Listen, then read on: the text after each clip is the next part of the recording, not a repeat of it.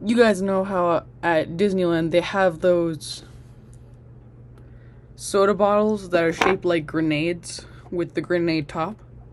Today, I'm going to show you how to 3D print that grenade top. It looks like this. See? Has the pineapple grenade sides, an opening, and a hole on the top if you want to push out the cap. So let's get to it. The first thing you're going to want to do is open up Cura, or whatever slicing software you have, after you've gotten the file from Thingiverse. And that's the main part. You put it into the slicer, you slice it to your specifications, and then you just send it to your printer.